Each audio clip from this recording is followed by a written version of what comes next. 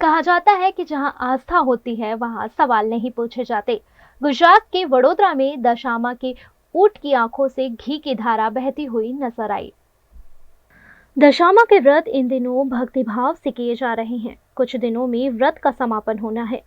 Waghodia road पर मनन park society में दशामा के मंदिर में प्रतिमा की स्थापना की गई है, जहां दशामा के वाहन ऊंट की दाएं आंख से घी की धारा बहती है, ऐसी खबरें सामने आई हैं। वहीं माता जी के हाथ से कंकु गिरता हुआ भी देखा गया। यह खबर फैलते ही बड़ी संख्या में लोग मौके पर दर्शन के लिए पहुंच गए।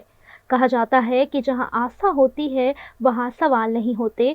कुछ ऐसा ही माहौल यहां देखा गया।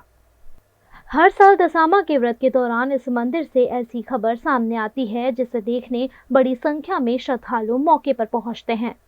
64 जोगनी मानु मंदिर है ने दशामानु मोइन महत्व है आ मंदिरे, जेथी करीने भावी भक्तो आवे छे जेने मनोकामना पूरी थाय छे ने आ जे मारो 20 થી 22 वर्षनो अनुभव है। ज्यां दशामानी सांडनीमयथी जे घीनी धारा वहे छे ए चालू 10 દિવસ પૂરતી રહે છે।